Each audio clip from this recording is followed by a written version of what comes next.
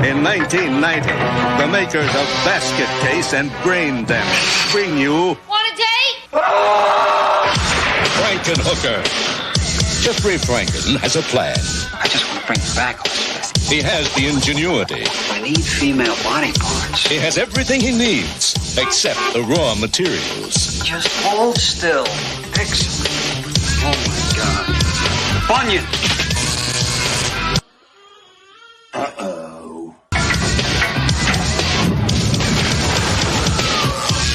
Wow! Jeffrey's creation is alive. Looking for some action? Oh, yeah. She's sexy. Want a date? You going out? I'm on my way home, but thanks anyway. And she's sutured to please. Listen, I'm looking for a very tall, attractive woman. She's purple. She's got fresh scars on her. She's in the bar. Now, a motion picture like no other. A tender story of love and romance. Want a date? A gripping tale of lust and revenge. Frankenhooker. Incredible. Some assembly may be required.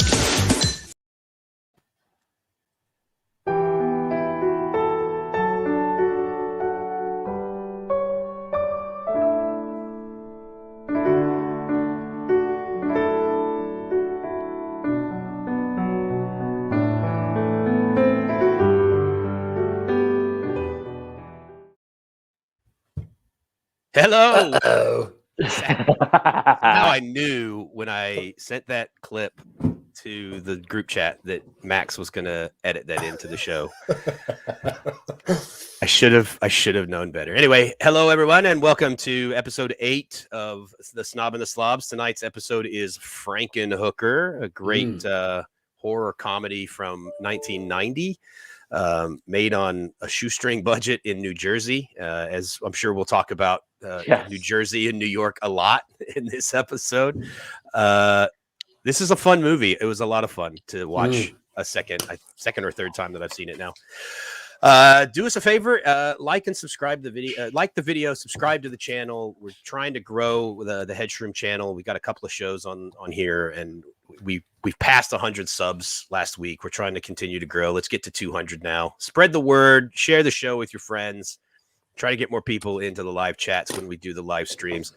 Just a little heads up, speaking of when we do the live streams, there may be a little bit of a format change coming in the new year, but we'll keep you guys posted as we get closer. Yeah. A couple of weeks from now, we are going to do a special Thanksgiving viewing. We have a Thanksgiving movie coming up. We'll talk more about that coming up in the weeks to come. But because Justin and I are both Americans, even though we live in the UK, we still do celebrate Thanksgiving, and so we have the perfect Thanksgiving movie for everybody. And we're gonna make Max celebrate. So I think as far as the admin and the upkeep at the beginning of the show, I think that's about all we have this week. So over to Justin. Ooh. For Frankenhooker. Oh, Frankenhooker. What a movie. This is, as Chris had mentioned, that this is just an incredibly fun movie. I can't get around how much fun it is to go back and watch this movie. Yeah, for several reasons. Jesus. But yes, tonight is 1990s Frankenhooker, directed by one Frank Henenlotter. If you are a fan of bad movies, you will know the name Frank Henenlotter, most famous for directing the movie Basket Case, also directed Basket Case 2 and 3. Frankenhooker and Brain Damage are his most famous movies. This is out of all the films that we've watched so far, this is the one with the most memories in. Yes, yeah. This is the one that boob stakes isn't even fair. Yeah. You probably have to do no boob stakes for this, right? Yeah.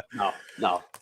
It's the thing. Crazy. No, but I mean, it's a movie about hookers, so yeah, sure. At least they committed. you can't get away from it. Right. At least they committed. So Frankenhooker is this is one of those movies I started to realize I've kind of fallen in love with what I'm dubbing the shuckster huckster kind of genre. Is if you watch interviews with Frank Henenlotter, he is just your typical bullshit artist, freaking guy with a camera, hired gun film director that was making exploitation movies in the 70s and 80s. In fact, he came up with this movie on the spot when pitching it to a producer. He went to go see his producer that he had worked with for years. Came up with this like insectoid movie. He's like, look, I don't even want to know what this is. You got anything else? He's like, shit. And on the spot, literally comes up with the idea of Frankenhooker, and just tap dances his way out of it. He gets funded for it, and this is the end result.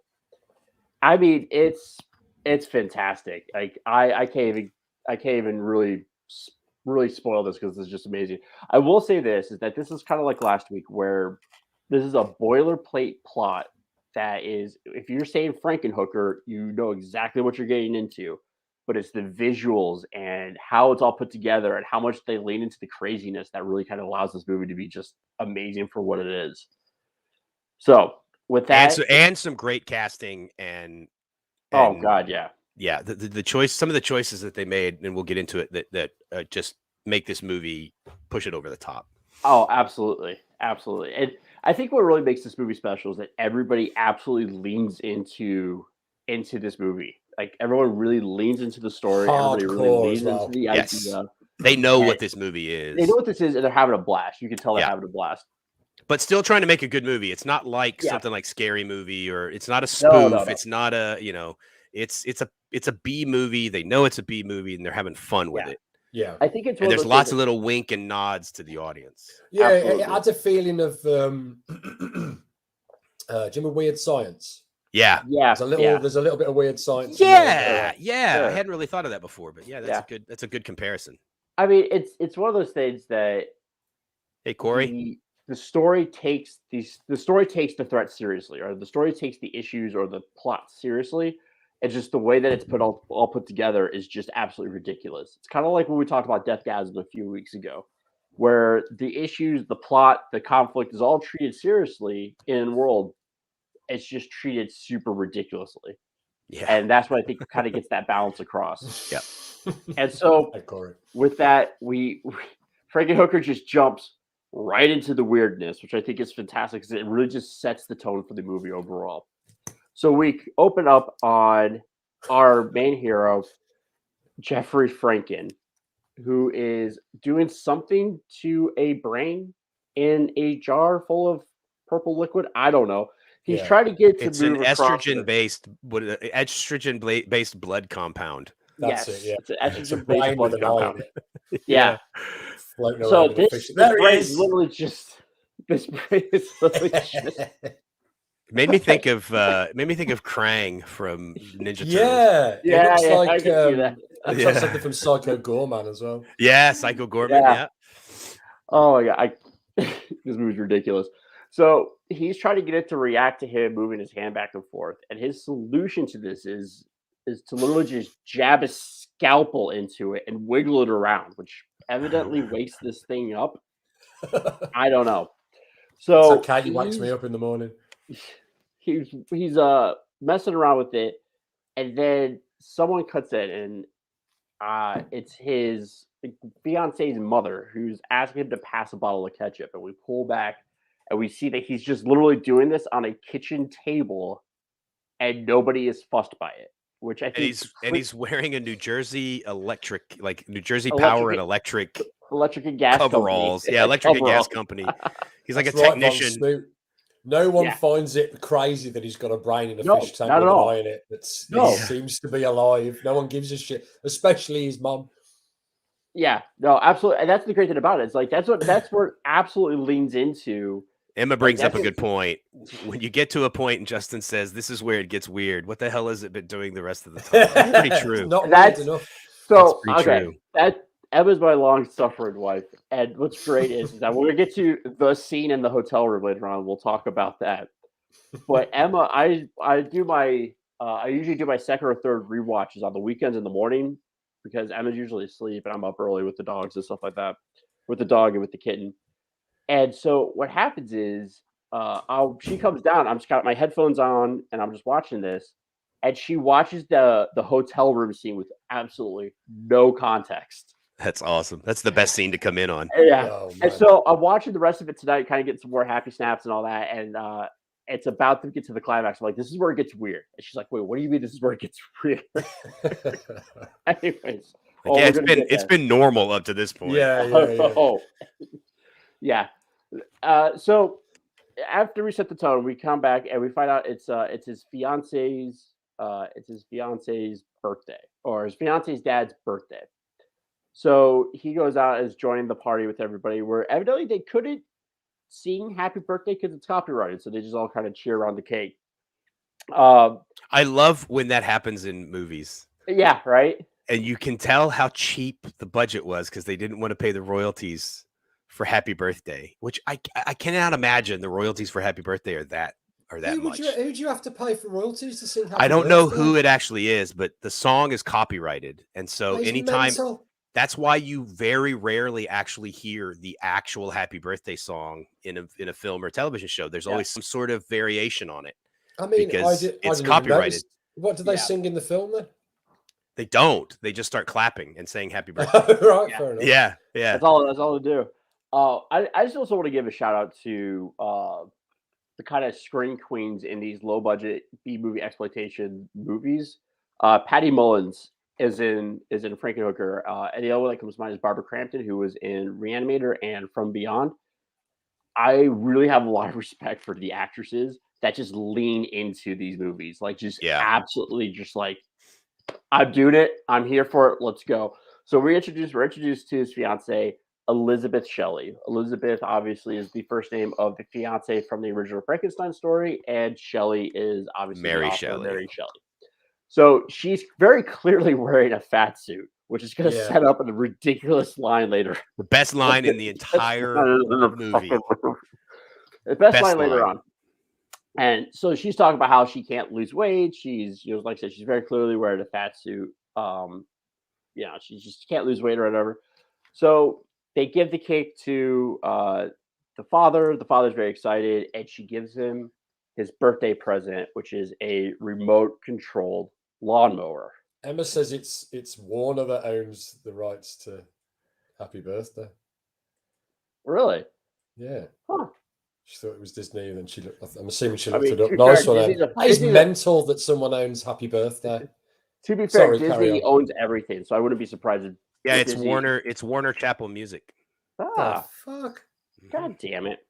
So, one of my favorite, not the best line, but one of my favorite lines of this movie is he gives this remote control lawnmower to the father-in-law, and he says, "Oh, thanks. You're always a tinker." It's like, "Oh, this is your day. I don't want any credit." Like, he just thanked you for a very, very well received gift. So she stands in front of it and turns it on to demonstrate what it does. And he says, "Hey, maybe don't stand in front of it." And then she pushes the forward button, and she gets run over by the lawnmower. Yeah, and chopped to pieces. For any Spinal Tap fans out there, she had a bizarre gardening accident. She had a bizarre. And that's how we open the movie, and we jump to the credits. Yeah, she gets diced. She just gets diced. Oh man! So the title sequence is great because you have Jeffrey marking up an anatomical drawing of the human body with all these different kind of electrical symbols, and kind of talk about how he's going to try to bring her back to life and all that. Funny story. That's actually Frank Henenlotter's. Those are his hands doing the drawing. They just set up a camera one night and he just started drawing all over the damn thing. Huh. And I kind of love the bullshit pattern that he's going through. He's talking about like, oh yeah, if I do X amount of 15 volts here, if I could double the marrow there, I could get rid of the mole here. Oh, these vascular veins, I can get rid of those, but I'll jump up here. I'm just like, some of the best dialogue in this movie is Jeffrey just mumbling to himself. Oh yeah. Oh yeah. Some of the best stuff is just him riffing, talking to himself. We'll get to it later when he decides what to do with the crack. That it's so funny, but it's like, some of the best scenes. Some of the best scenes are just him in his bedroom, in his bedroom / laboratory. At his mom's house. So he is obviously still mourning Elizabeth, unfortunate untimely passing. So he decides to pop in a videotape that's hidden in a book of Grey's Anatomy that's cut out in the middle. And he pops the book open and he puts it in the VHS tape to watch the news footage of the report on her death. And Chris, do you want to throw this light out here and talk about this? So remember, she was in a fat suit, so she was supposed to be this overweight girl, cute girl that's a little bit chubby. Yeah. And she can't stop eating pretzels. And so she's trying really hard to lose weight. She's tried everything. Weight Watchers, Jenny Craig. None of it works because she can't stop eating pretzels. And so when the news reporter is doing about her getting run over by the lawnmower, the line is the lawnmower ran her over, sending pieces of her personality flying all over the lawn or all over the party. And the first time I watched it, I never picked up on that. And the second time we watched it Friday night, and as soon as I caught that, I was like, "Oh my god, that is brilliant! That is so brilliant!" Because they always talk, guys always talk about the cute girl that's a little bit chubby, like, she's got a great personality. She's got a great personality. Oh my god, it was so hilarious. The girthful fiancée was run over by the lawnmower, which showered her personality all over. Showered her personality all over the party. And then the closing line of the newsreel or the news bit about it is like, yes, she is nothing but a salad named Elizabeth. Yeah. She was actually the cop was pretty funny too, because they keep interviewing him. They keep interviewing him and asking him, so like, well, where's her head? And he's like, well, it's hard to tell where anything is because she's just pieces. She's everywhere. She goes around the house, doesn't she? And asks him where the head is as well. I saw it fly through the air, but I don't know where it is. Why don't you leave people in their grief? Yeah. In that thick New Jersey accent. Oh god! Yeah. If you had any doubts that this took place in Hoboken, New Jersey, no, it's what's it? It's like it's Hohockus, I think is what they call it. Hohockus, but it's very clearly supposed to be Hoboken. Yeah. It's very clearly supposed to be Hoboken. Thick accent works, man, because it's definitely. It's proper funny. Yeah, so, and then when he does with that accent, and he sounds a little dumb and a little, but then when he's doing all these mumblings about these big sciencey things to himself, it just makes it that much funnier. It gels really well. Yeah. Oh, it does. And he's great casting, and I'm sure we'll get into this, but I talked before about some of the great casting choices. He's the first great casting choice because he's so innocent. And because he's so kind of and some of the stuff that he gets up to, the dude's fucking crazy. He's a maniac that's trying to murder people, but because he's so innocent, you kind of cheer for him and you want him to kill. You want him to kill these people. You want him to successfully. Like a baby bird, doesn't he? Yeah, he does. He does. So he just gets away with all this shit. Yeah. It's brilliant casting. It's those hangdog puppy dog eyes. He just has those big old eyes. He's just like, okay. He just looks like he looks like the dumb kid in class that ate paste that you just wanted to kind of take under your wing, Yeah, he does. He looks like the crazy kid. Yeah, he also plays, and while he understands the ridiculousness of all this, he plays the whole thing completely straight. Yes. We talk about leaning into the dialogue, into the kind of situations. Like he's taking this seriously. Like he understands it's a joke. He's having fun with it, but he's taking it seriously. And I think that's what and he understands too that the joke is in the dry delivery. Yeah, absolutely. Yeah, being dry like consistently throughout a movie, it's hard. Yeah. Especially in a movie like this where you have exploding. Yeah, I bet the we'll get to that. Oh, we're gonna get to that. Not to overplay it must have been. Pretty intense. Oh yeah, absolutely. Well, it's interesting when you see him on interviews and you listen to him in the commentaries and stuff like that. He's actually a really chilled out guy to begin with. So I'd imagine that he just kind of just didn't really act. He's just kind of like, okay, I'm now here. He looks like he's chilled out. Yeah, he's quite glassy-eyed. Chilled out. Yeah. Interesting note about this. So obviously this was low budget and they had to rely a lot on help from the community to help them out and stuff like that. And when they went around town, talking to shops to get I was not that supplies. kid, Emma. I was not that kid. He's that kid now. Your husband was probably that kid. Snob, did you eat glue at school? how do you think I got my amazing personality? Of course. Exactly. That's why his skin is so glowing. Oh no, I did. Exactly. So tasty and everything. No. We said eat glue, not sniff glue. So interesting. That's totally different, mate. Yeah. Oh, I know, and I'm pretty sure I know which one you did. Yeah, right. So it's not my fault. It smells good. All right, shut up, Chris. So when they would go around to the community to ask for help, buy supplies or whatever, if anybody heard the name of the movie Frankenhooker, they're like, nope, not dealing with this bullshit. So the fake title for the movie was Frankenstein 90 as a way to get around that. When they heard Frankenstein 90, they're like, oh yeah, whatever. We're happy to help you out. Right. But when they threw out Frankenhooker, they're like, nope. Can you blame them? I didn't know that. Right? Yeah. So after this, we get a scene with his mom where they sit down. It's kind of just a big exposition dump. Kind of goes over everything. And whose hair? His hair or my hair? Oh, Justin. my hair. She's clearly talking about Justin. Yeah. No, babe. That's just being married to you for 4 years. That's where all that goes. I used to have a head of hair like Chris. Yeah, when you were 12. Possibly. So after the exposition dump with his mom, he has a date scene with Elizabeth because he's keeping her head in a vat of the estrogen-based blood serum. Look at him. How can you not like him? Right? He's lovely. Looks a bit like Bristolian Dave.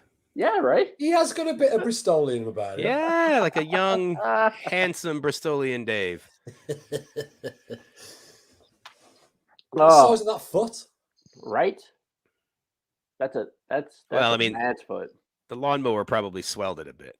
Probably. So he's having pizza and wine, which is probably the most New Jersey thing I've ever heard. And he pours wine into her mouth so she can drink it with him, and it just goes right through out the throat and just kind of stains the tablecloth. They just once again they lean into the ridiculousness of it.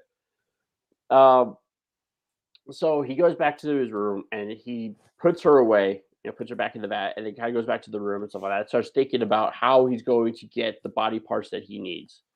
And this is where we get the first scene of him drilling his skull because he's stressed out to get rid of a cluster headache. Oh God. This happens a few times in the movie. So and because of it's Max's theory about doing things multiple times, it's never not funny. Oh no. Yeah. Like every single time, every time he does it, it's like this kind of reaction every single time. There we go. Every time he drills his brain. The theory is the Stuart Lee theory is 3 times is funny, right? 5 times is past the joke, but 100 times is absolutely hilarious. It's the funniest thing you've ever seen. Yeah, you need to break through that wall. Yeah, and they do it they do it so well with the drilling thing, because I think they do it 2 or 3 times, and every time they do it, it's just hilarious. But it's also a playback to when he did the scalpel into the brain in the fish tank. Yeah, it's great. So with this first time he does it, we actually see a cut off top of the brain, and he has different flags stuck into different parts of it. He's trying to pick the section he wants to go into. Yeah, and he have to. And what's so creative on how they do it, because all it is just a retractable drill bit and some sound effects. It looks and it works great. It works fantastic. And it's kind of back to that Weird Science or even kind of Goonies kind of thing. It's a very childish kind of approach to science and experimentation and doing all of this stuff. It's electrodes and bolts and and if I just map out the brain, okay, this is the part of the brain that will de-stress me and help me make better decisions. And then he comes up with the plot with the stewardesses and the stewardesses and tell them they have to find a squirrel that got into the baggage department, and then they can come down and help him find the So but he comes up. You know what I love too, though, is there's never a moment where he's like, they play it so subtle, because there's never a moment where he just says, "Oh, I know what I'll do. I'll go kill a bunch of women, and then use their body parts to build a new woman." He just starts drilling into his head, and then he has this internal monologue, dialogue, whatever, with the stewardesses, and it just kind of it's all implied, and you start to figure out like, oh, this dude's name is Franken. Yep. He's kept her head. He's looking for body part. You know what I mean? It's like they don't. Go. Yeah, they're very subtle with it. They don't beat you over the head with it. It's really it's clever. To be fair though, I don't even think it was just subtle. I think it was the result of a 5-minute pitch that he came up with on the top of his head. He came up with the idea of Katie says Gorka. Oh fuck off. Come on, it's only one so far. I'm sure she'll use both of them. Yeah, right. She got 2 Gorka limit. But at this point, so as you said, he comes up with the plan to get body parts, and they go into New York City. You really can't. No, you can't. You really can't. For the budget and the time. Oh no, period. they do so good with it. Great. So what? And we get into some. We've got some really good images of some of the special effects later. Yeah. So they do the establishing shot of New York City, which is always, is it just me? And maybe this is just for Chris and I being Americans or something like that. Is it weird seeing like the Twin Towers in a movie, even in the 80s? Like, like even when my wife watches Friends reruns quite a bit on Netflix, and so even when they do like the transition shots and they show the skyline, it's still weird to see the Twin Towers. Yeah, that's strange in those old shows. Yeah, I didn't it didn't even occur to me when I saw it. Yeah, it's like, very noticeable. I guess. I mean, maybe it's our age because we were old enough to remember 9/11, but and you're American, right? Like, and we're American, right? Yeah. And like I'm sure Justin has. I've been to Manhattan, so So, I went to I remember going to New York before 9/11. So but as they're driving in, they do the establishing shot of the skyline. As they're driving in, we see shots of hookers and stuff like that to show the seedier sides of town. Evidently, those were real hookers. They just drove around in a van with a camera hanging out of the door. That's awesome. This was Justin. You brought up Friday when we were watching it that this was I can't remember. Was it 2 or 3? I think it was 3 years before Giuliani. So anybody for our British audience or anybody too young to remember, prior to Rudy Giuliani being the mayor of New York was a shithole. And it was crime. It was crime ridden, and it was hookers everywhere, and it was graffiti, and it was like the subways were unsafe. And Giuliani, one of the success stories of his term as mayor, other than being the mayor on 9/11, was that he cleaned up the city, and the crime rate went down, and he had some horrendous policies to do that, like stop and frisk and all kinds of other things that were horrible for the city as a whole. And they're still paying the price for that today. But this was like 3 years before Giuliani. So this is like a pretty good snapshot of what New York was really like in 1990. Oh yeah. Well, and that's actually a really good point. Like we talk about like Times Square, 42nd Street, and all those things like are tourist attractions. Or, that's where people go to. They were unsafe in the 80s. There was porn theaters on 42nd, all up and down 42nd Street. It was like being in Soho. It was like being in Soho in London. It was but it's like rough. 20 times seedier. And this is what Frank Henenlotter as a director is actually really known for, is really capturing that grime and grit of 70s and 80s New York as that era was kind of coming to a close, because you could even see it a little bit in the movie itself, where you can start seeing the gentrification happening.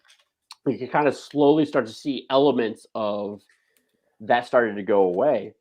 But he was constantly filming in these areas, and it's actually one of the really fun things about watching low budget movies set in New York City at this time period, is that you really get to see kind of this lost moment in time, which was horrific and violent, but there's a lot of earthiness and real kind of grit to the city. Like you think Shud, Cannibalistic Human Underground Dwellers. You think The Warriors is a famous example of this. Like just these type of movies at that time period is just great. Even some of the earlier Scorsese films like Raging Bull and Taxi Driver and Mean Streets. That was not just an aesthetic choice. That was what New York was. Yeah, well, but even now they go back like aesthetically, don't they? The recent Joker film is that's what I was thinking as well. Yeah, 80s New York. Yeah, and cinematically, it's kind of the best New York, isn't it? It's I mean, yeah, yeah. it aesthetically and the way it looks on film, yeah, it's it really it's amazing. works. Yeah, it Yeah. does. Because nowadays, if they show New York, it almost looks too clean and pristine. And, Sure, yeah. You know, yeah, they call it the Disneyfication of New York City. Like you look at Times Square and you look at what's got Broadway, 42nd. Like it's very artificial. It's very, but that's a whole philosophical argument. It looks like the New York from Demolition Man when you see it now. With like almost indistinguishable. It really does. Yeah. So Jeffrey heads into the city. He wants to find girls to choose to make up his rebuilding of Elizabeth. He meets a hooker who takes him to go see Zorro, which is this just absolutely shit house of a man. I love this dude. Dude, this guy's pretty. He's the least pimp of a pimp I've ever seen on film. Oh yeah, no, absolutely. I'm sure. I don't know what this guy's name is, but I recognize this dude, and I'm sure he was in Enter the Dragon with Bruce Lee. No, he was not. His name was Joe Gonzalez. He was in another couple movies, but this was his first movie. Was it? Yeah, that would have superseded it then. Yeah, Joe Gonzalez. I'm gonna look that up. Yeah, but he's just an absolute brick shit house of a guy. And it's fantastic because so she takes him into this bar, which is literally called the Grand Eggs or Grande Huevos bar. He's literally been in 2 movies. The other one. Really? The other one was Brain Damage. Was Brain Damage? Yeah. Oh. Yeah. So same director. She takes him through this seedy bar, which was like actual bars. Like when you talked, like when Frank Henenlotter's on the commentary, he's talking about like bars he's been in that were exactly like this. It takes them through the bar back to the bathroom where Zorro's doing business, and it's just sin and debauchery. Like people are doing crack, people are smoking, people are fucking in the stalls. It's like backstage at a Rolling Stones concert in '68. It's like backstage at a Rolling Stone concert.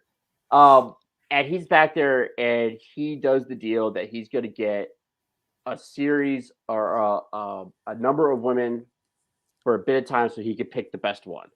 And that's the deal that they come up with. So he goes back to his laboratory, and he knows that he has to kill one of these women. He got crack from Zorro.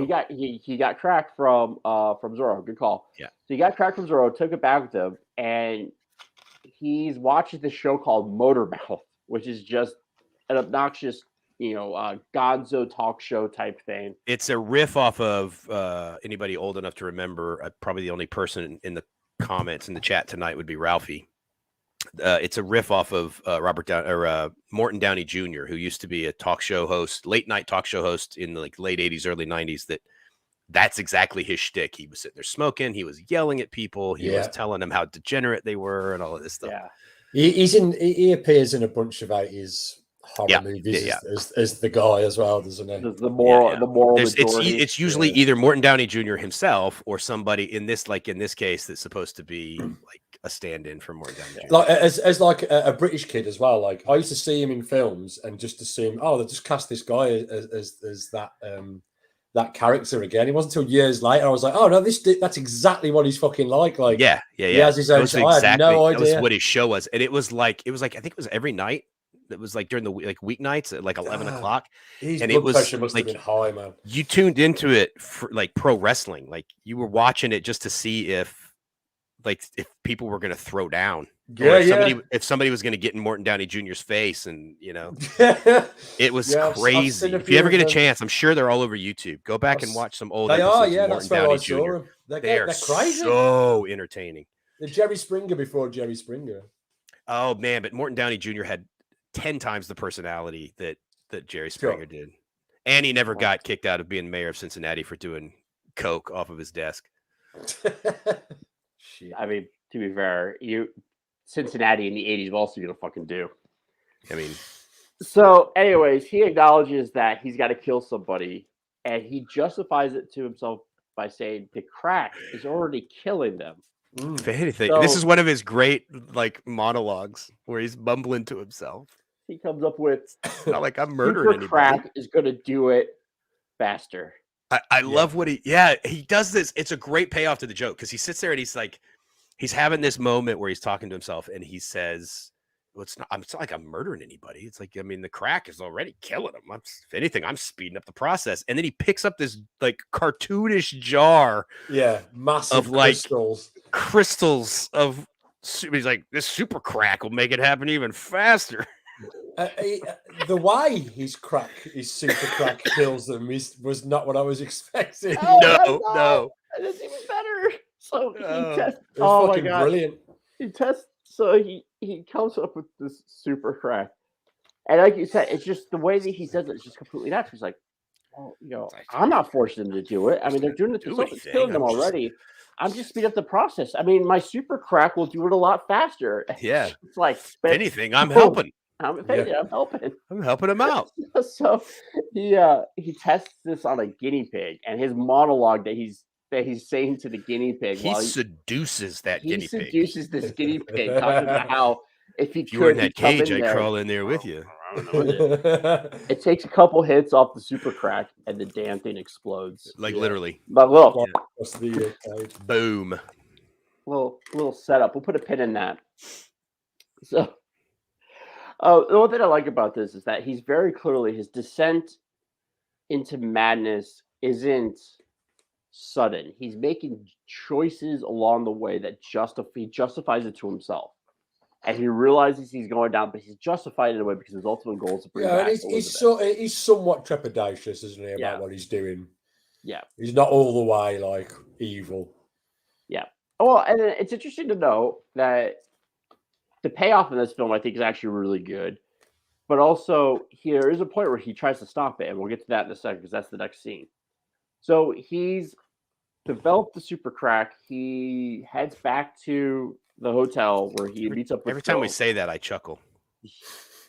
Where he meets up with all of the hookers that he can choose from, and he goes on this extended montage of him checking out their bodies for the suitability to become Elizabeth's new body. So he's like tape measuring around the thighs, measuring the arms. He's measuring calibers everything, man. To the boobs. He's putting big ticks on bum cheeks. He puts a big check mark on a fucking ass cheek. It's just absolutely ridiculous. It goes on forever as well, this scene. Oh, yeah. Yes. Cartoonishly long. It's it's like way longer than it should be. And he's mumbling to himself the whole time as well. This is great. This is he's measuring the inside of someone's thigh going, it's just the right length. I like when they're all like standing with their legs. They're standing up, legs spread, and he's like crawling through them like an arch, amazing. Like it's an archway. He's like, fantastic. This is great. Oh, I love the structure and all this. Oh, it's fantastic. Dr. Jersey. Great bone density. Yes, fun. He gets to the end of all this, and he can't make a decision, and they're getting pissed off. And this is interesting. He says, I can't do it. I can't go through with it. I can't choose. So the lead hooker gets pissed. She demands their money for the last half hour. He's like, fine, you want the money? I'll give you the money. Chucks his bag at her. And she pulls out this, wad of cash. And his bag of super crack. And a freaking plastic baggie. And they get all excited. And he's like, don't smoke it, don't smoke it. They all smoke the super crack. They go fucking crazy for it. They do, man. When they find that in the bag, they're like manically crazy. They're like, "Oh my god, drugs!" And then they're all fucking. Because that's how drug users act. We all know if Nancy Reagan taught us nothing else. Yeah, this is exactly how. Like at school with glue. Drugs make you crazy. Yeah, it is a fat ass cheek, man. She said flat. She said flat. Is it a flat ass cheek? Yeah. Flat. So to be fair, they really didn't have a big selection of women that wanted to do this movie. They were all porn stars. Yeah, it was all porn stars and strippers. Like porn stars. Like, and some of them were softcore porn stars, but they were all like adult film stars. Yeah. I don't have a preference when it comes to ass cheeks. I just like ass cheeks. Flat or fat, I'm down. Fair. So they smoke the crack. And there's no other way to put this. Should we show a picture? Yeah. Yes. One of them starts to feel a bit poorly. Oh shit! Look at her face. Looks like she's dropping a massive fart. They all explode. Exploding hookers. Exploding hookers. Halfway through this movie, exploding hookers. And another good band name, Snob. Oh yeah, definitely. And just like the checking out the hookers scene went on way too long. The hookers exploding scene went on just as long because they all explode individually. They all have the introduction to the explosion. I think there's one pair that blow up together, but the rest of it is boom. And like Justin pointed out, the sort of seamless transition to the mannequins was really good. Like you can tell that it's a mannequin and it's it's low budget, so it's not perfect, but there's like that split second, and then it's a mannequin, and then it explodes. And what's it's great really about that, though, like what I really like about it is it's not just a one singular explosion. Yes, it is. That's why I do it with a broom handle from across the room. But like, what's great about the explosions is it's not just like a pop and it's done, pop and it's done. It's literally like a series of explosions that kind of ripples throughout the whole body, and so it's like it like kind of little small. You'll see small explosions kind of pop off, and then the whole thing explodes. Like it's so freaking ridiculous and so freaking funny. Yeah, it's great. It's hilarious. Oh, I can't. And then like the heads go flying across. The leg missile goes shooting. I forgot about the leg missile. I asked Justin if he thought, and I'll ask you, Max, when the leg missile goes, it crashes into a lamp. Yeah. I wondered if that was like a subtle little homage to A Christmas Story with the leg lamp, because the leg has like fishnet stockings on it as it's going. So it just, for some reason, I don't know why, but when that scene happened, my immediate mental image was Christmas Story leg lamp. Yeah, quite possibly. Yeah, I never thought about it. Obviously, probably no one else did either. Yeah, they do explode together during lesbian activities. Yeah, they do. Yes, because they upset Jeebus. Because they did upset Jeebus. They upset Jeebus. I don't and even then the whole Jeebus. scene caps out. The whole thing caps out, and he's trying to scramble away. The last one explodes as she's going to kill him. At that exact moment, Zorro opens the door and gets knocked out with the flying head, and he gets nutted. And you just get he's right in the face, and you can just get the best hollow wood sound effect. Well, punk. and then he just does that all the way down.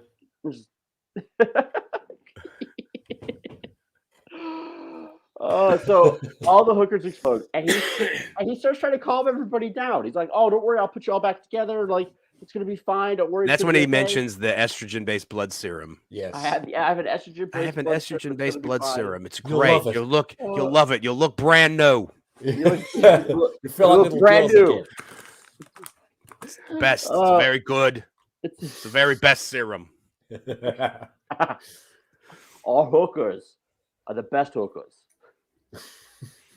So he drives back to not Hoboken, New Jersey, with a trunk full of body parts that are just tied down with string. He's got like garbage bags full of body parts. Yeah, he's got shitloads of them. He's got like all their arms and legs and he picked up every little piece of their bodies. That must have took ages to get out of that hotel room with all that shit. He's got to take them back so he can put them all together. So he does. He heads back to his laboratory and puts all the body parts back together with different buckets. Yeah, there he is with his tray full of tits. Yeah, a pile of boobs. A pile of boobs. I know what I love is like how unimpressed he is. Straight faced. He's completely straight faced this entire time. Like he's not playing with them. He's not anything. He's like, okay, yeah, I think this is the right one. Like he's weighing him. He's weighing him in his hands. And... Yeah, he's like, oh yeah, definitely. Oh gosh. Oh yes. So he puts them all back together, and then he. This is at the point where like the movie completely just like crosses that Rubicon. Like, okay, you thought it was crazy. Now it's going to get insane. And the lightning storm comes, which always has to. He raises the platform up like you have to, and the thing gets struck by lightning, and the platform comes down, and Elizabeth is back in hooker form. Yeah. Except she now has all the memories and motivations and drives of the hooker body parts that have made her up. Yes, she does. You got any money? You want a party? You want a party? You want a date? And when he replies that he doesn't have any money, she twats him and knocks him out. Yep. What I really just love. I just really love the fact that like they just they just lean into this, and the special effects are actually really good. Like when you look at the set design for the laboratory, all the different body parts that they have lying around, all that, like it all looks great. Yeah, like, to me, like it sells the movie. You're right, Emma. I did practice that. Got any crack? And the one thing I need to point out that I really have a thing for Frankenhooker in this. I just like the look. You like the purple nipples, don't you? I like, yeah. There was also the strangled purple dead nipples. There was also supposed to be purple bush, but they had to cut it for the rating. But there was supposed to be purple bush as well. I like the white face as well. Yeah, I don't know why. Do you like it when her head like flips back? Yeah, I really like that. Yeah, that really does it for you. Proper well into that bit. Yeah. I like the dead girl bit. I like them cold. Max likes the dead girl. So, what I really love about this is that this is a perfect example of a storytelling device. Yes, but. Okay, so you're successful in bringing back your dead fiance, but she's now possessed by the memories and of the amalgamation of hookers. Yeah. It's a really great way of keeping the story going in a natural way. Where it's like, okay, you got what you wanted, but now you got to deal with this whole new thing. And so, as Max said, she knocks him out and stumbles off into the night to find tricks. Let's be honest. So he goes after her. Thanks, Kay. Noted. That's my wife. So the But what that was actually a really good point was that they did submit the movie for a rating by the MPAA, and they came back. You guys haven't seen anything yet. I desire everything sexual, Von Smoot. I'll say, Von Smoot, you haven't seen the private chats. That's just no. My eyes drink now because of that. But yeah, so they did submit for it, and granted, it's a lot of boobs and everything, but no more so than any other R-rated movie that was out there at the time. Yeah, I mean, if you compared it to something like Porky's or absolutely, it's ridiculous. Hard Bodies and stuff like that. It's but yeah, so it stands out though, doesn't it? Because of its of the subject matter, stuff like that. Yeah, so it was initially given an NC-17 rating, and they they have NC-17 in 1990 or XXX. It was rated at that. I honestly don't remember. I remember when NC-17 became a thing. I just don't remember. I think it was rated X at that point. It was rated X. But so they effectively released the movie unrated. What do you think it would be now? I think it'd be R. I think it would be an 18 movie. I think, I mean, you can't get around the fact that it's full of sex, drugs, and violence, but it's all comedic. It's nothing worse than you see in any other movie at that period. I would say it's an R. Yeah, I agree with that. So she goes on the subway, freaks out a bunch of people, gets off the subway, and ends up finding this turtle dude that's just trolling for hookers on the street. Takes him up to the room in the hotel, has sex with him, and he explodes because that's what you do. That was wonderful. It was actually introduced in September of 1990, so maybe this one did get NC-17. Hey, Big Buddha. Yeah, you know me, mate. And then I like how this has now become about Max's, Max's. This can't be a t-shirt. Yeah. Max has a thing for dead hookers. Yeah. Bring all the dead hookers to Max. Bring them to me. No. And then she walks out of the room. There's the guy there that tries to harass her. She kisses him, and his head explodes, flies out the window, lands in a garbage can. Yeah. And everybody just walks by like nothing happened. It's New York in the 80s. New York in 1990. Yeah, no one gives a fuck in this movie about all the severed heads and disc-skulled brains and all that shit. So she eventually goes back down to the bar where Zorro and just Lee's incarnate they're at the bar, and he's talking about how all of his hookers blew up and all of his bitches blew up and how all this and that. I don't know. You can. Oh my god. What? And I do quite fancy Katie Curl's mum. Well, that's the movie done. We're going off into psychological. That's Frankenhooker. We're going to go into some psychological discussions she now. She used to be a runner. She's got nice legs. But I see what you're saying, brother. On the same page, bro. Oh wow, we have uncovered things tonight. We're probably better left buried. I just want to say thanks to everybody for joining us on this run of the Snob. Wow, I really appreciate everyone's support. It's also been nice knowing Max. See you around. I'm out. Carry on. It's also been nice knowing Max, but I'm pretty sure Katie's going to kill him. Yeah, he won't be featuring on his own channel anymore. Katie's going to kill him. Fuck off, man. I can't, I've told her those.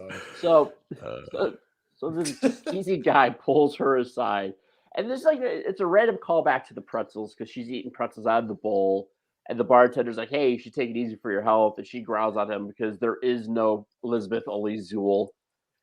Takes her to a booth, and he goes down on her in the booth, and he explodes because that's what you do.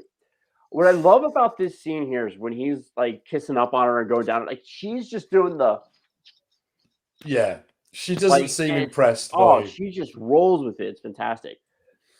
But what I love is that Zorro realizes that she's, something's not right. She knows what happened to his bitches. Because she keeps repeating lines from the dead hookers and saying Jersey boy, and that clues him in because he's been looking for Jeffrey.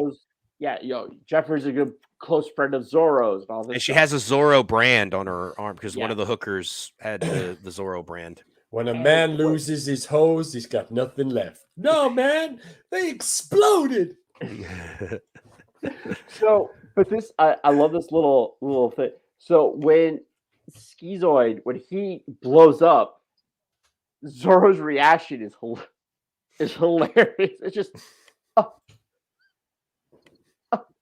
just a little yelp, and that's it. Yeah.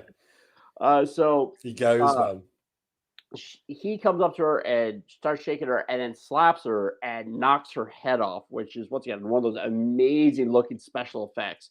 Like the head is dangling off the back, the eyes are all kind of just rolling around, all that, and Jeffrey eventually rolls back in. She hits him, he gets knocked out. Jeffrey comes back in, puts her head back on, and they get in the car and they drive back. Zorro stumbles out, calls a taxi, and follows the car back to Hoboken, and we get to the end game.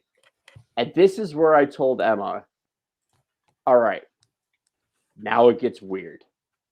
So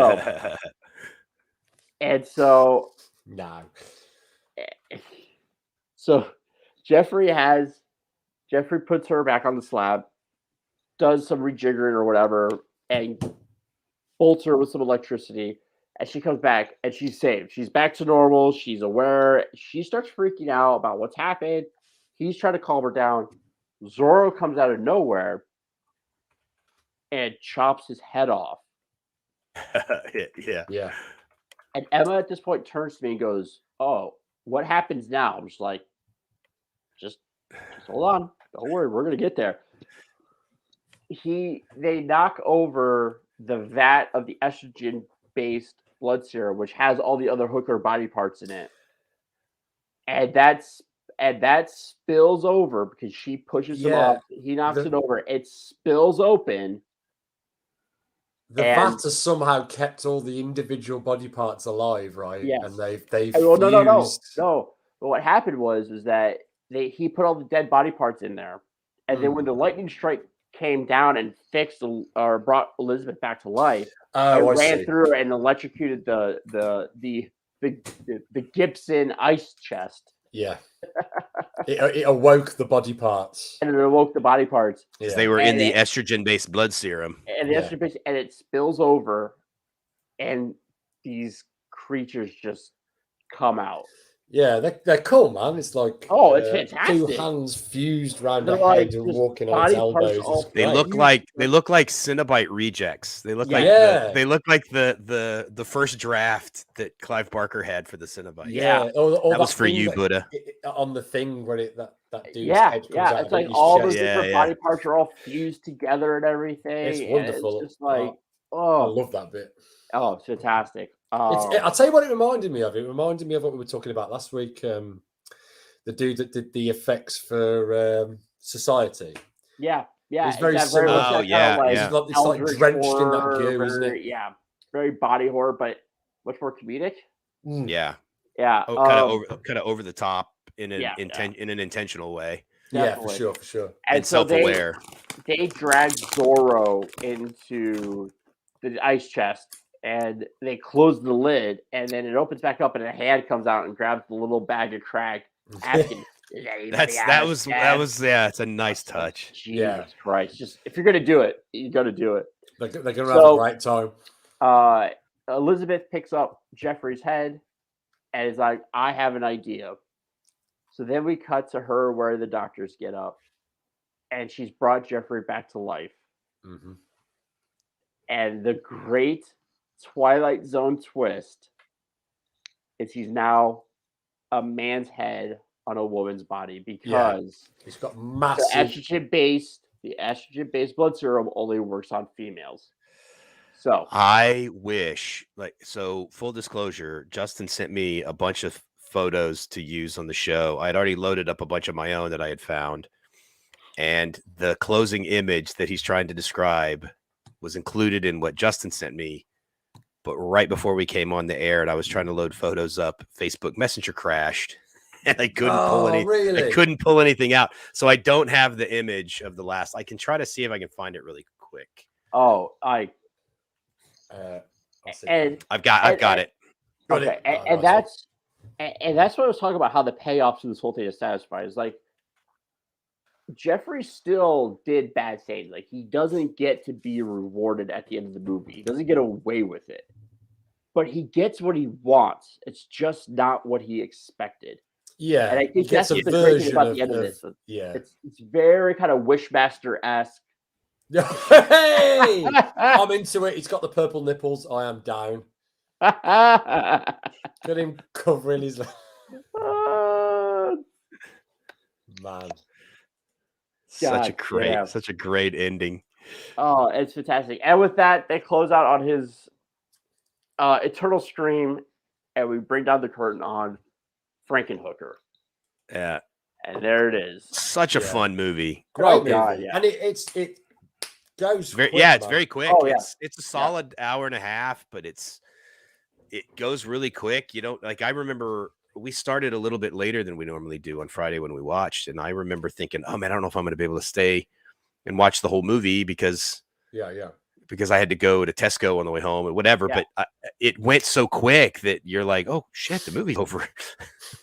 Yeah. Oh, absolutely. Yeah, Emma, he gets what he wants. Tits in a bush. Gets in. Yeah. Gets in. Yeah, he got exactly what he wanted. I love too that Elizabeth's speech to him, there's a little bit of a moral twist in there, as well as the Twilight Zone thing, is that because his speech to her was like, oh, I had to bring you back, and this is for the better. Now we can be together, and da da da. She basically gives him exactly the same speech Yes. And she's delivering it in like a very sarcastic way, like, "Hey, listen, motherfucker, at least I brought you back, and now we can be together." Yeah. So, he's like, putting him you in the did same this to position me, she and now did. I've done it. So there's like this, like two kind of ways to look at the thing where it's she lovingly brought him back, but then there's also this idea of like, you fucked me, now I'm gonna fuck you. Yeah, You know? I guess he's gonna have to start working on testosterone based blood serum. I took it as she lovingly brought him back. Nice I one. took that as like, she loved him in the way that he loved her. And she was saying the same things. I think there was definitely a bit of sarcasm, like, "Hey, I like that both possibilities are equally plausible." Oh, absolutely. Yeah, I think because you can are hear absolutely valid. that she's just being naive about the way you would feel about having his head transplanted onto a dead I only think the more cynical view, because of the source material of Frankenstein, and because Frankenstein's monster was so kind of wanted to destroy his creator and that kind of stuff. I think that makes me think, okay, yeah, maybe this was kind of a cynical, darker kind of dig than maybe we were thinking. I kind of go back to the fact that this was a 5-minute pitch pulled out of Frank Henenlotter's ass because he didn't want to lose money. Yeah, but that doesn't mean that he didn't develop it through the filming and through the writing. Yeah, the pitch may have been pulled out of his ass, but he wrote a script before he did this, and so kind of a strong pitch. I'm sure he probably put in some, some themes and some. I mean, moral tales and twists and stuff. So I do generally like this ending because once again, I think it's that really good ironic ending that you don't see coming, because most movies like this at this time was that, as fucked up as things might get, the hero always gets away with it. Like it's something that always comes back, and then and he gets away with it at the end, and he does. But once again, it's kind of like that. Once again, that kind of monkey's paw, not in the way that you thought. And I really like that. It's that I didn't see that coming, but I appreciated it nonetheless. You should always give your characters what they need, not what they want. Yeah, let them chase what they want, but then give them what they need. Yeah, but no, that was. And what he needed was a lesson in not fucking with people. Yeah, for sure. And not playing God. That's why I think that's why I choose to think that Elizabeth's speech to him at the end was a bit more dark and cynical than you do. But I think I definitely think there's a legitimate interpretation there. Like I especially in the way that she plays it, like in the way that she kind of like her delivery of the lines kind of suggests that. It's that very much like that kind of sarcastically innocent. Well, I had to do something that was unorthodox. We could be together forever. But she's kind of like that at the beginning of the film when she's talking about eating pretzels as well. So yeah, true. That's fair. Yeah. So that was Frankenhooker. That was a lot of fun. I think that's one of we've hit a good run, I think, of movies where we've had some really fun ones lately. Yeah. On to our promos. Max. Yes. Max Headshroom. You can find me on all social media. M Headshroom on Twitter. Max Headshroom everywhere else. I am an artist for a comic called Roken, which is a fantasy sword and sandals, wizards and warriors, all that good shit. Written by Ben Jackson, who's a great writer. If you go onto Indiegogo and look for Rokan, Rokan, get on there, have a look, see if it's something that you're into. If it is, maybe think about purchasing a copy. If not, give it a share. And if you don't want to do that, then fuck yous. We've got another show on Saturday. I mean, it's not even on Saturday mornings anymore. It's 4:00 in the UK on Saturday, but it's called Saturday Morning and Cartoons. It just gets getting lighter and lighter. It's a less strict format than this show. It's me and Ben and Aria, and we just pick a subject. It doesn't even have to be Saturday Morning Cartoons anymore. I don't even know why it's called that. We just pick a subject and chat about it, a media subject, and it's open for you to come in and argue with us or agree with us or, I don't know, show your arse, whatever you want to do. That's me. Good stuff. Justin. I'm still creatively homeless at the moment, but I do have some projects that hopefully may be coming to the surface here in a little bit. But I'll put my usual plug in. Was fortunate enough to see Pocket Productions put a show of fossils last week, which was absolutely fantastic. It was really great. Please like the page on Facebook. It's just Pocket Productions. They're a great group. Fossils was written by kind of key members in the society itself. It's all independent. It's fantastic. And as my usual plug every week is, go out, support independent art, support independent theater, music. COVID's still a thing. Audiences are still not going out as much as they used to. So going out and supporting these independent artists really is going to have much more of an impact than going to spend, 10 times as much to go see a show in London or on tour. So please support your local artists, local musicians, and hopefully I'll have something to pitch for myself here rather than just being the selfless saint that I am. But that's all I have tonight. Over to you, Chris. Yeah. So for me, I've been working on Heavy Hitters #1, just getting it plotted out and outlined and ready to hopefully go into production on that one sometime in the new year.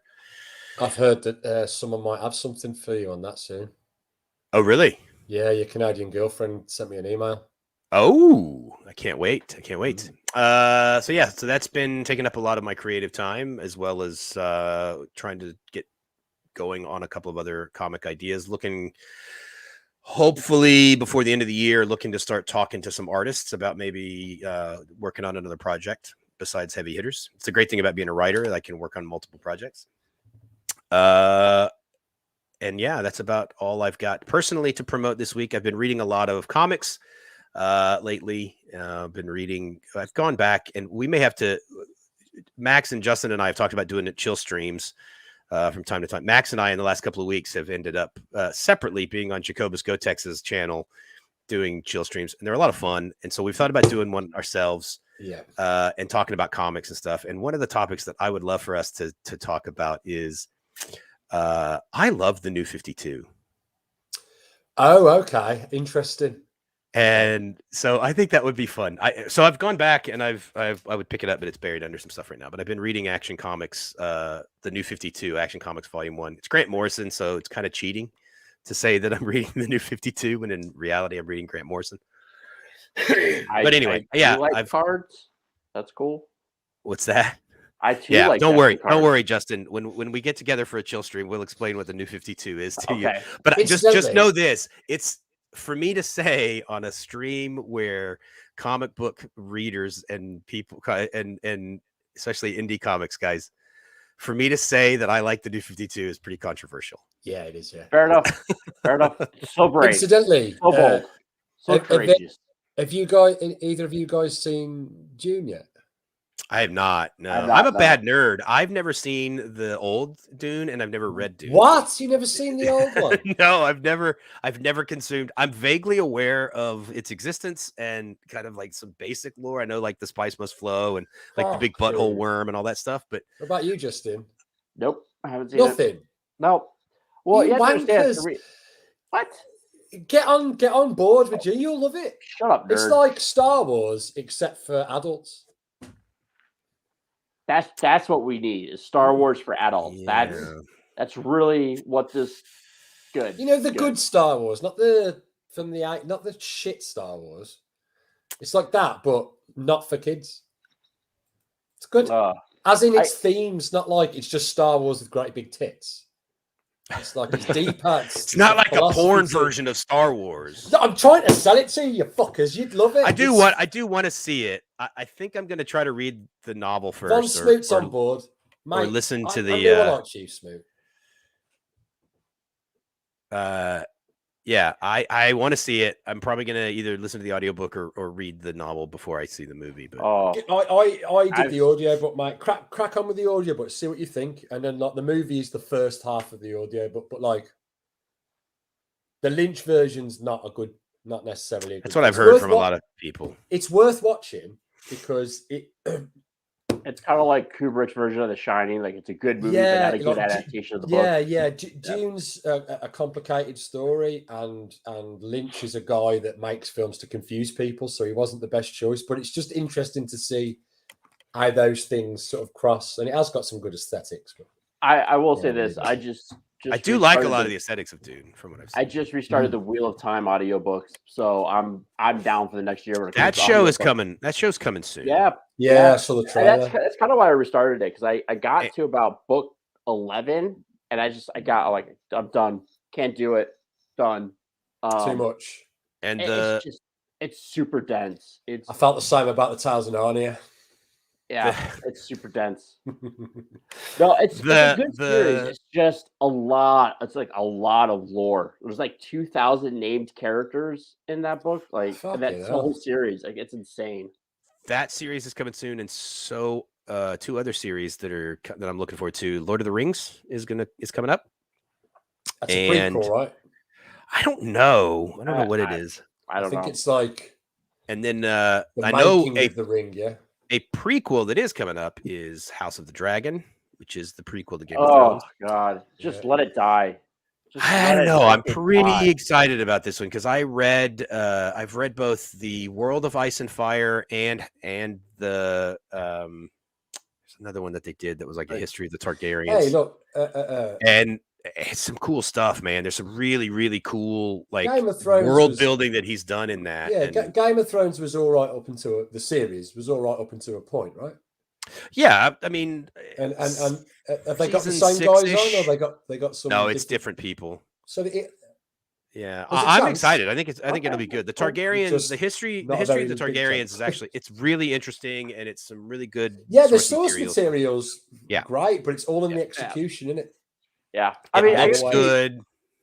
You know, I guess to me, fantasy is not really my thing. I'm very, very. What's your thing? What's your thing, Snob? I should know this. You should know this. See, I should know what your thing is. What's your thing, mate? I'm much more fantasy than sci-fi, so yeah. I don't. It's hard. I think sci-fi is more, bro. What's that? To me, fantasy. I'll read shit fantasy or I'll watch shit fantasy. Yeah. But sci-fi's got to be really good to grab me. I mean, when I get good sci-fi, I love it. You know, but I don't know if it's boring sci-fi, I'll just yeah. But I'll watch some dumb, boring fantasy like Legend. I think for me, I like good storytelling. I know it's really cheap to say, but I think I like good so. I just haven't gotten into fantasy, so it's got a thing for swords and the aesthetic of Legend is that is great. Oh yeah. I mean, it's a shit movie. Curry is the devil. Oh God, yeah. It's great. And what about Willow? Devil in every movie. Oh, you are. What about Willow? Fuck Willow. Willow lives in my village. Oh really? Yeah. See him around occasionally. Yeah. No, I quite like Willow. Yeah. We actually, quick funny story. My wife, before we had kids, she was in special education. And one of the little girls that she took care of was this little dwarf child whose godfather is Warwick Davis. And local here in the local area where we live, there's a support group for families and people with dwarfism. And they were having a get together and they invited my wife and I to go. And it was going to be a swimming afternoon at like the local indoor swimming pool, the leisure center. And my wife told me, Warwick Davis is going to be there. And I just went, I'm going to get to meet Willow.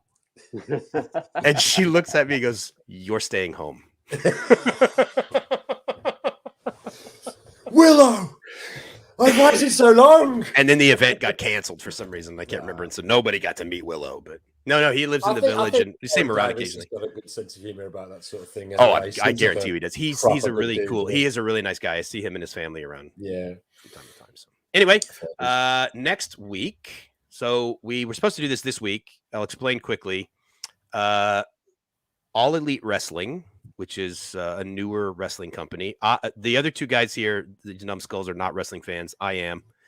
All Elite Wrestling has a big show coming up called Full Gear. It was supposed to be this Saturday the 6th, and so we were going to do a wrestling movie today, but All Elite Wrestling, in their wisdom, moved their show to the 13th, next Saturday. So next week, we are going to watch No Holds Barred. Yeah. Now, although I'm not necessarily a wrestling fan, this is one I'm looking forward to because when I was a little boy, in the late 80s and early 90s. I used to go down to our local video shop, and I would pick this up all the time, right? And my dad would be absolutely adamant that there was no way I was allowed to rent it because wrestling was shit. And we weren't allowed to have Sky. So I missed out on all of that. And because of that being withheld from me, shut up, Katie. You don't know what I'm a fan of. Because that was withheld from me, I became absolutely enamored with Hulk Hogan and the Ultimate Warrior, and especially this film. And I still haven't seen it 30 years later. So I'm hoping it's going to be the best film I have ever seen in my life. I don't think it will be that. I've never seen this movie, funny enough. I do remember I'm an old school Hulkamaniac from back in the 80s. And I remember when this movie came out, and we'll get into all of the history of it next week when we talk about it. But this was like the biggest thing in wrestling at one point. Yeah, I remember the buzz. I remember the kids at primary telling me about it. How good it was. The fact that Hogan, this is the first movie he starred in. He was in Rocky III before this as Thunder Lips, which we can get into that a little bit next week as well. The wrestling promoter that he worked for was not happy that he had done Rocky III. Oh, really? Yeah, they were not happy. Why? We'll get into it next week. Okay. Oh, great. Yeah. I will say this is going to be a new one because I've never seen this. I think this is the first movie that none of us have seen going into that. We're gonna like Justin and I will get together Friday and watch it, and Max will watch it. Is this our first blind buy?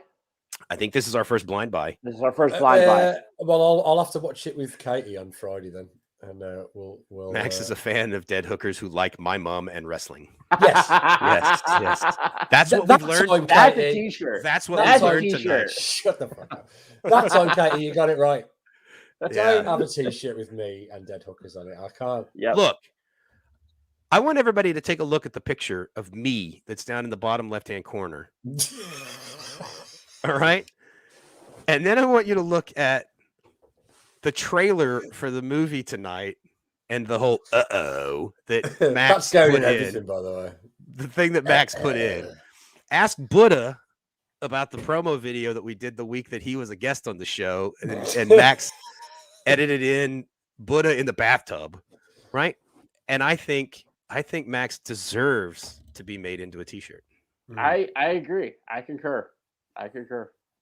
Max is a fan of dead hookers who like my woman wrestling. All right. Does anybody have anything else before we sign off? No. All right. Then, as always, we end with the John Waters quote: "Get more out of life. See ya fucked up movie." Good night, everyone. All right, evening, everybody. Thanks. Toodly pips.